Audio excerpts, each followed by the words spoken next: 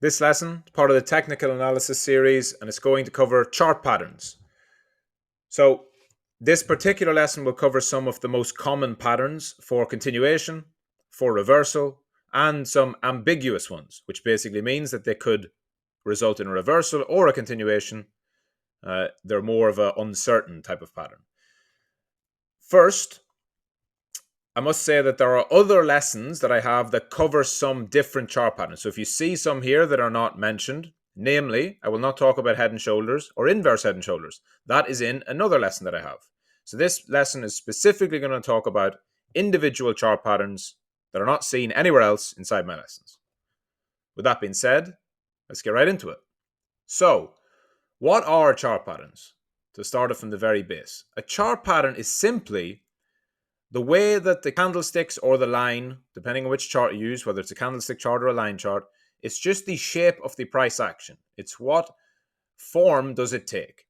Okay, so when you understand it from that perspective, you should know that charts, line charts, candlesticks lining up in a particular fashion, it is not a guarantee of any type of price movement. There is nothing in the markets that is certain. There is no 100% strategy. So, first of all, you want to understand they are not magic. A bullish chart pattern does not mean you will get a bullish result. A bearish chart pattern does not mean you will get a bearish result. What are chart patterns useful for? They are extremely useful in combination with a solid strategy, very important, and they are good for defining risk. So the best way to use a chart pattern should be as an entry or an exit signal because it gives you a defined risk level and often gives you targets. But you must keep in mind the higher time frame trend and a general higher time frame view of the market with all your other factors. Remembering first, the price is everything. So if you see a bullish chart pattern, but we are in a clear downtrend on a higher time frame, you must put price before the pattern. Yeah? If we're in a daily downtrend, making lower lows and lower highs, and you spot a bullish chart pattern on a 1 hour or a 4 hour chart, do not expect it to play out all the time 100% accurately, right? Higher time frame trend takes precedent. And please use the patterns in combination with other factors. A chart pattern is not a system. Chart pattern is simply a tool. Now, another thing you must remember about chart patterns is that they are bound by the law of large numbers.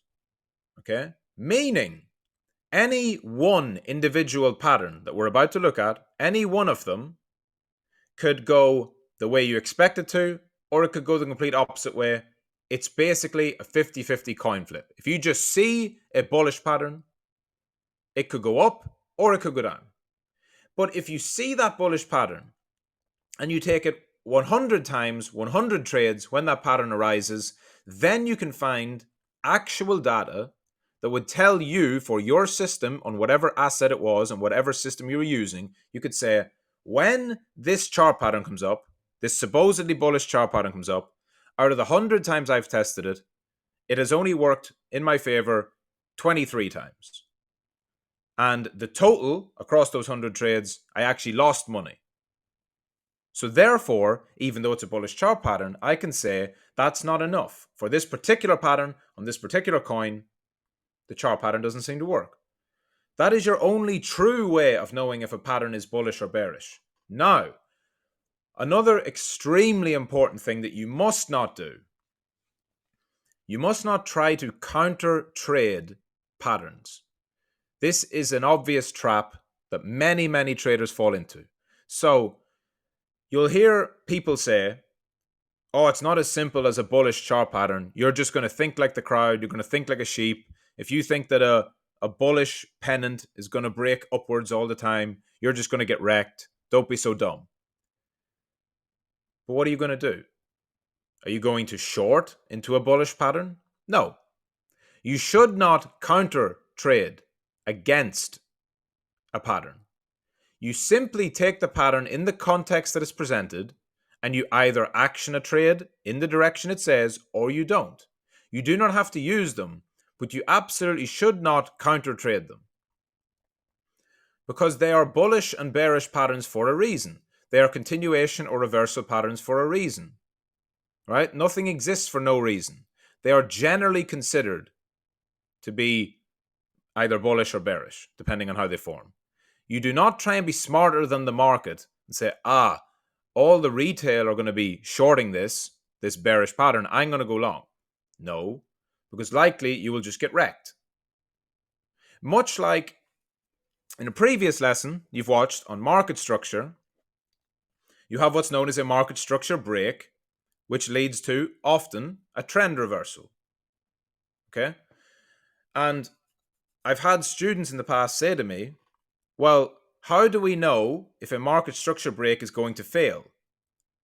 How can we trade? How can we account for failed market structure breaks? Meaning, if there's a bullish market structure break, how can we account for ones that don't end up with a bullish reversal, they actually go the other way? And my answer to that is the same as my answer to the chart patterns question is, you don't. If you have an assumption about a certain price action principle, be it a chart pattern or a market structure level, you play that assumption as if it were true, as long as your system tells you to, and you do not try and be smarter than the market. This is akin to shorting support and longing resistance, right? To go very basic with it, fundamental part of the markets, support and resistance, yeah? We all know by now that you should buy at support and sell at resistance if your system tells you to. If you then say, well, oh no, everyone else must be buying at support, so I'm going to sell, you're going to get wrecked. Same goes for patterns. So you either use them in the way they're intended or you don't use them. The choice is yours, but you do not trade against them.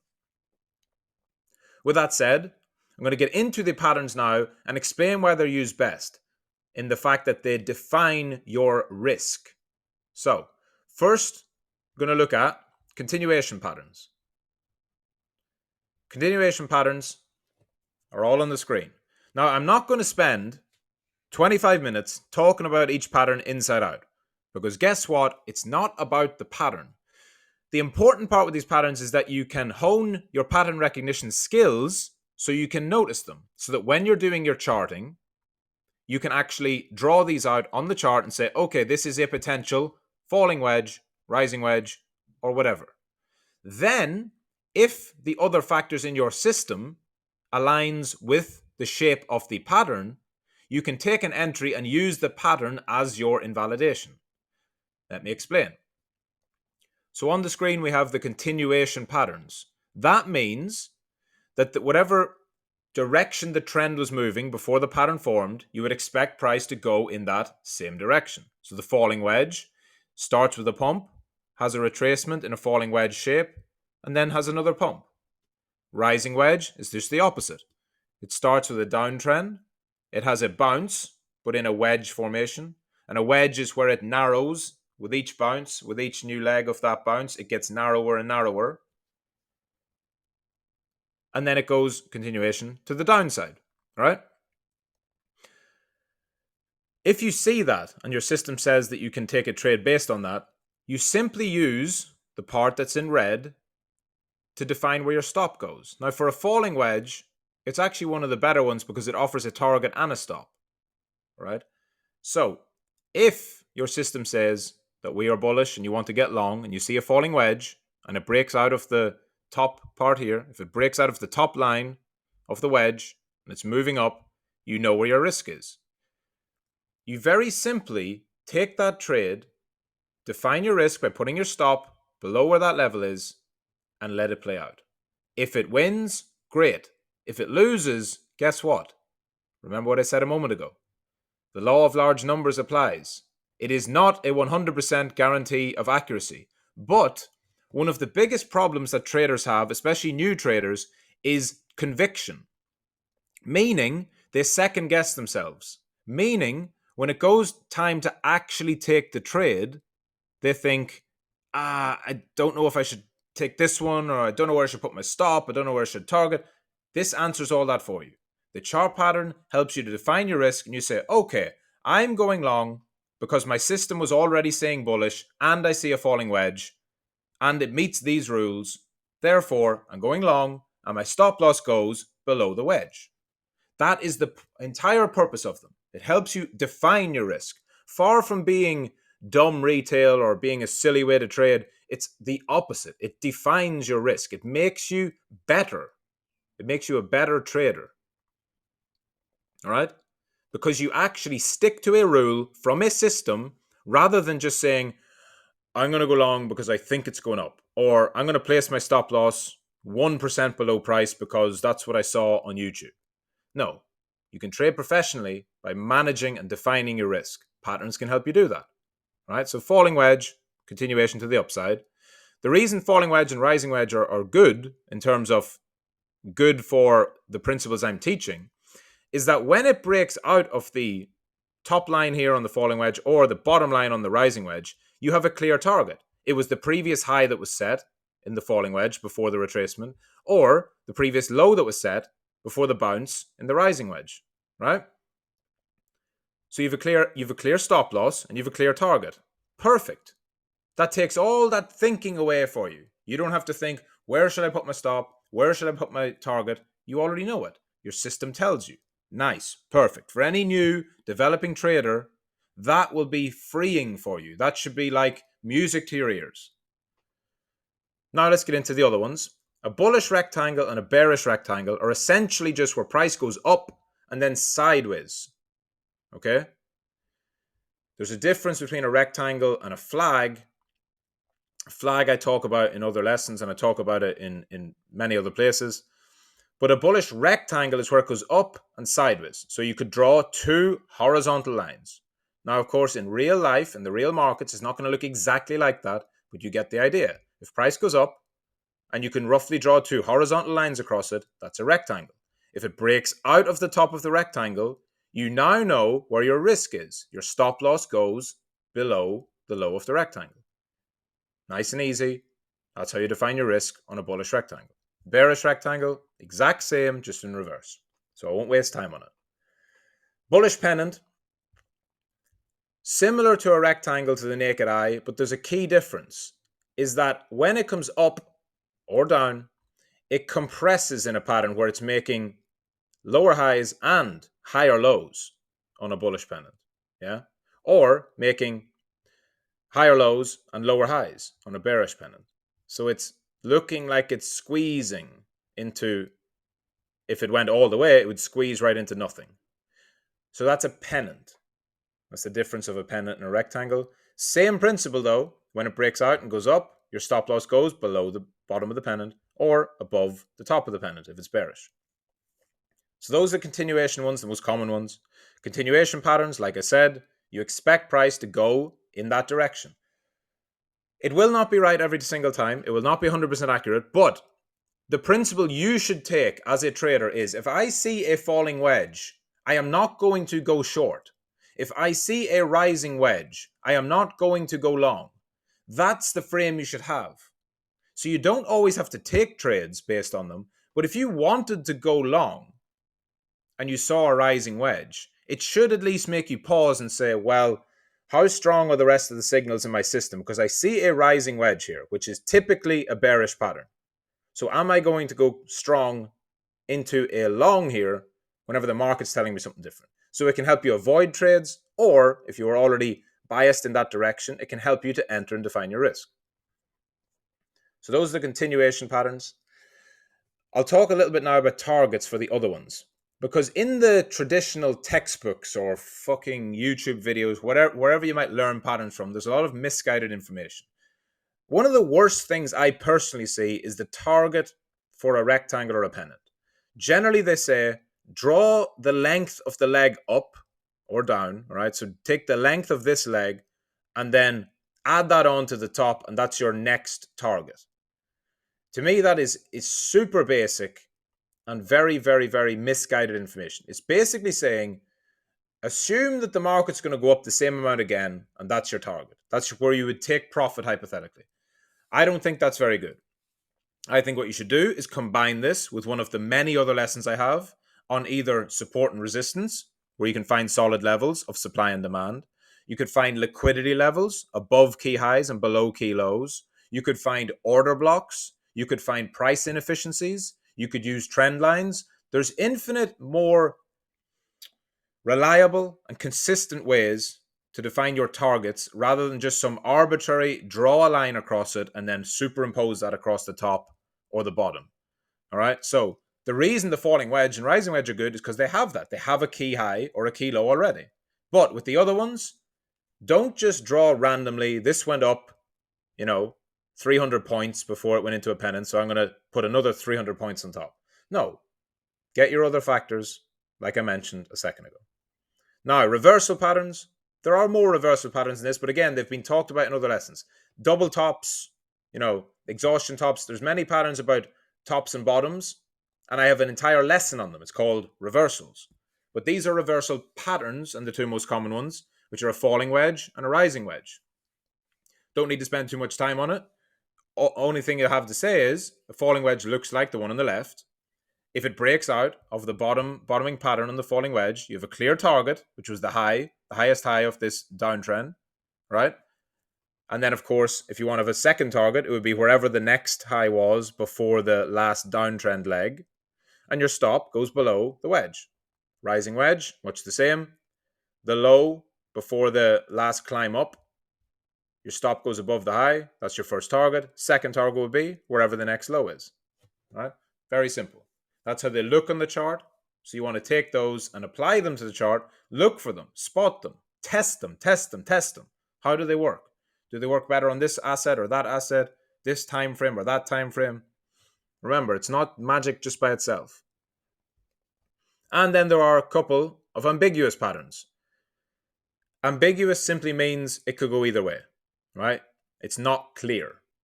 So the ambiguous patterns will be a descending triangle or an ascending triangle. Now, there's a key thing about this. When I say it this way, this is where it would have 4 or more touches of the horizontal line. Okay? Note that down.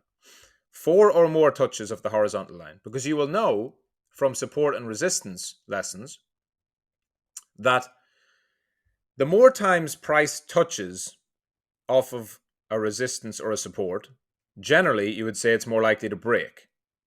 However, if you have 3 touches here, 1, 2, 3, that is not a descending triangle because, what could it be? A triple bottom, which is a different pattern. So if it's 4 or more, then it becomes ambiguous. Why does it become ambiguous? Because essentially the market has taken too long to figure itself out. If it was a triple bottom, it should have pumped by now. If it was a triple top, it should have dumped by now, yeah? So if it's a 4th or a 5th or a 6th touch, in an extreme example, you could say that's really strong support if it was a descending triangle. Or you could say that's really weak support because it keeps bouncing and coming back. Hence why it's just as likely to go up or down. And that means what? It's not really a very valuable pattern. I include them because I know people will ask about these triangles. I don't personally find them extremely valuable because, in my experience, they work about as often as they don't work. So if you want to take something that's literally, as the name suggests, ambiguous and add it to your system, be my guest. But I personally would avoid them unless you can backtest and find some specific circumstances where they do work. What I do like, which is back to previous, is a triple bottom in the triangle formation. This isn't going to be on this screen, on this lesson, but you know what a triple bottom is. It simply touches the resistance support 3 times, right? You know what a triple top is, touches the resistance 3 times. If it's also compressing upwards in that fashion, I like those to break out on that third one. Or they don't even come back to the diagonal line. They don't come back to the diagonal line for this last tap. It goes 1, 2, 3, doesn't reach that, and then breaks down. That's really good. That's quite a high probability continuation pattern, right? So it's a combination of a triple bottom, triple top with the triangle formation. They're quite good. But if you, the point of this, and the point of saying it's ambiguous, is if it just keeps bouncing off support, but has weaker bounces, which creates a triangle, or it keeps bouncing off resistance, but it keeps creating higher lows, making that triangle, and it goes beyond 3 touches, I would just consider it a pattern that you do not want to trade with, right? So those are the patterns. Remember, not magic. They help you define risk. Remember the law of large numbers. Like everything, you have to see many different examples of them. You have to test it many times to know if they've got any validity. Keep always in mind the higher time frame trend you're in, as well as the time frame you're trading on. Do not allow them to bias your decision making. If you trade on a 4-hour chart normally, and you're looking at a 4-hour trend, and you want to go long, you're bullish, do not go and find a 15-minute bullish pattern as justification for going long, right? Be disciplined. Whatever time frame you're charting on is the time frame you trade on, right? If you are trading on a time frame, if your system tells you that you chart on a 4-hour but you execute on a 15-minute, then okay, you can look at the 15-minute bullish pattern, but do not start using patterns to fit your bias, a big trap that traders fall into. And remember, with targets, unless it has a high or a low already embedded in it, then your targets should not be arbitrary drawings of distance. They should be key levels: support, resistance, liquidity, order blocks, and all of those things.